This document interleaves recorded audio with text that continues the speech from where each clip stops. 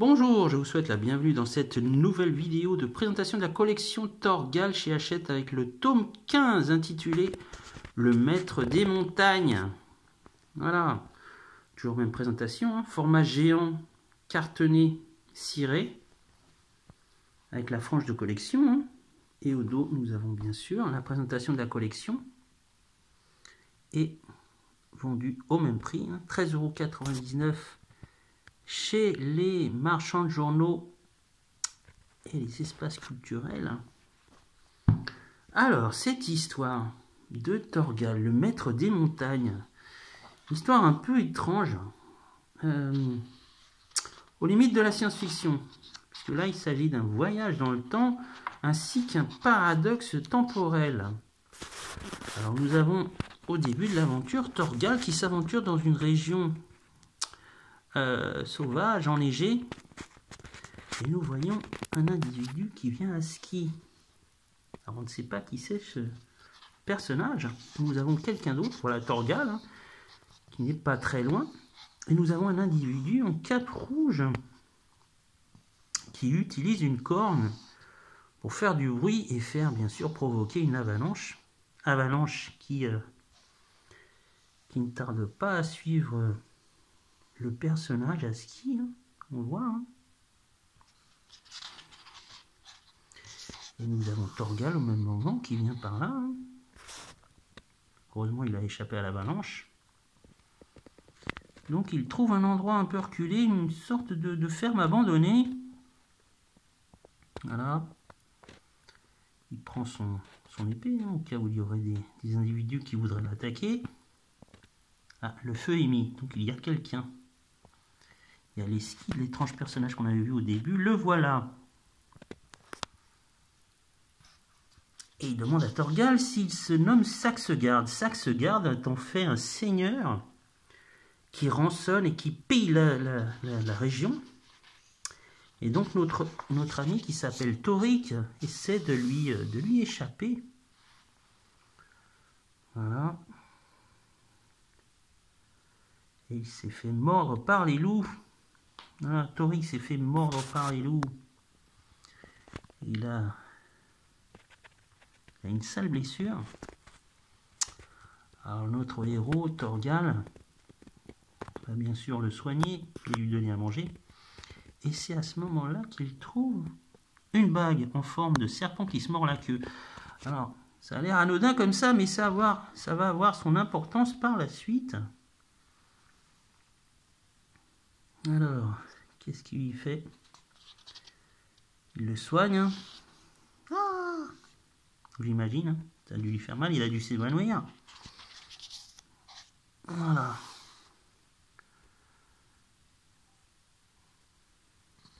Donc le jeune homme Toric s'endort.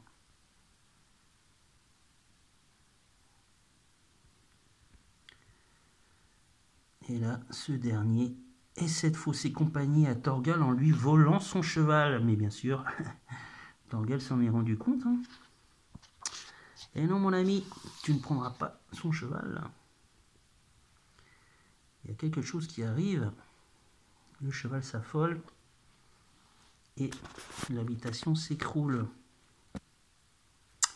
Et à ce moment-là, c'est là qu'on bascule dans le fantastique. Paf!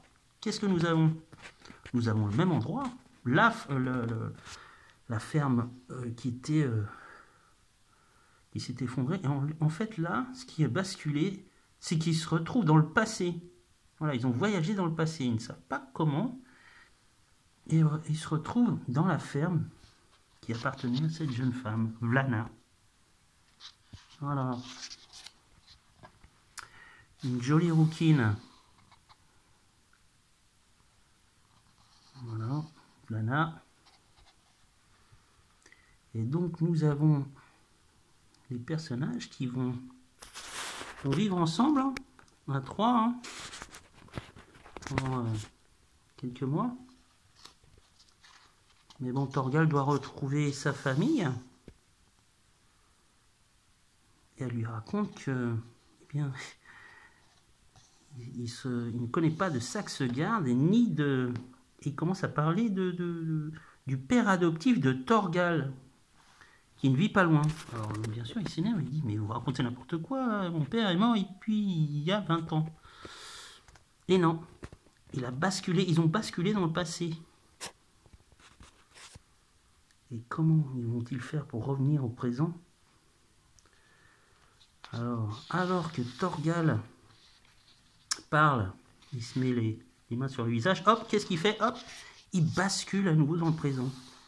Il se dit que voilà, j'ai dû rêver, peut-être. Il comprend pas.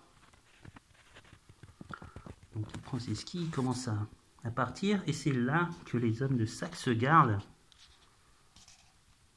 vont le capturer en fait. Ils le capturent. Ils vont l'emmener à Saxe-Garde. Et nous le voilà, Saxe-Garde. Il était impatient de voir Thorgal. Et vous allez comprendre pourquoi. Puisqu'en fait, Saxe-Garde n'est ni plus ni moins que Thorik âgé. Voilà, ça c'est la preuve. C'est Thorgal qui lui avait coupé les doigts, qui avait été mordu par les loups. Ça c'était sa preuve. Et en fait, Thorik, ou plutôt bon, Saxe-Garde, veut retrouver Vlana. Ouais, mais comment faire? Et en fait, Thorgal ne sait pas comment c'est arrivé. Et il commence à penser, à réfléchir. Donc il va découvrir qu'en fait, l'anneau qu'il avait découvert, bon là, il essaie de se battre avec les hommes de Saxe-Garde. Et en fait, ce qui va arriver, c'est que, bang, il se retrouve à nouveau dans le passé, avec Vlana et Thorik jeunes. Il leur sauve la vie. Voilà. Il est content de revoir Thorgal, hein. Thorik aussi. Et là, c'est là qu'on va découvrir qu'en fait, l'anneau est un anneau qui a des vertus particulières puisqu'il permet de voyager dans le temps. On appelle ça la bague d'Ouroboros. Voilà. Et Thorik est plutôt intéressé par ça. Il se dit que c'est peut-être un moyen d'acquérir du pouvoir et des richesses. Thorgal essaie de lui faire redonner raison. Il le gifle. Mais bien sûr, Thorik ne veut rien comprendre. Alors, qu'est-ce qu'il fait? Voilà, il se retrouve à nouveau dans le présent. Voilà. Puisque avec la bague, il embrasse Thorgal et avec la bague, il se retrouve donc dans le présent. Donc nous avons Thorik qui reste dans le passé. Et là, nous avons Thorik âgé, ou plutôt Saxe-Garde, qui la retrouve. Alors bien sûr, il veut la garder, hein. Mais bon, maintenant qu'il est âgé, et gros, il n'a pas envie de rester avec ce sale bonhomme. Donc elle s'enfuit et Saxe-Garde, ou Thorik âgé, comme vous voulez, la poursuit.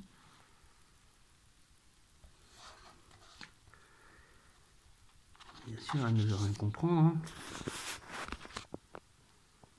Et donc, qu'est-ce qu'il fait? Il va dans le passé. Thorik, ou plutôt Saxe-Garde, va dans le passé et il se rencontre lui-même. Donc là, on a un paradoxe temporel. Et nous avons bien sûr Thorik, jeune, qui va faire une bêtise puisqu'il va se tuer lui-même. Voilà, il se tue lui-même.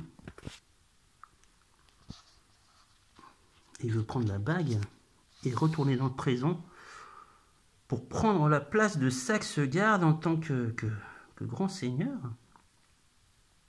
Donc là, nous avons Thorgal qui essaie de se débarrasser des gardes de Saxe-Garde. C'est très bien dessiné. C'est vraiment, nous avons des planches absolument incroyables dans cet album. Beaucoup d'action quand même, ça n'a pas l'air. Et donc dans le passé, Thorik vole la bague et revient dans le présent.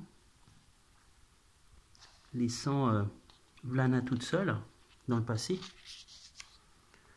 Donc là, Toric revient.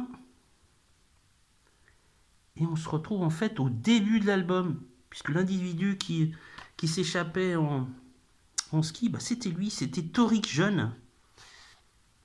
Et il recommence, donc voilà, il ne peut pas échapper à son destin en fait. Voilà, ça recommence.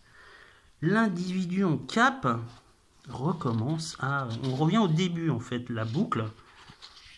Et donc, l'avalanche tue Toric. Voilà. Nous avons Thorgal qui revient. Et on voit que la ferme vient d'être brûlée. Et nous avons les hommes de Saxe-Garde qui viennent à la rencontre de Thorgal. Donc les individus parlent et tout. Et on voit que celui qui est mort, bah, c'est Toric jeune. Donc les hommes de Saxe-Garde laissent Thorgal partir. Et on constate à la fin de l'épisode qu'en fait, Saxe-Garde, bah, c'est Vlana qui a pris de l'âge. Voilà. Une histoire un peu étrange, hein, vraiment de voyage dans le temps. Mais très très bien écrite et très très bien dessinée.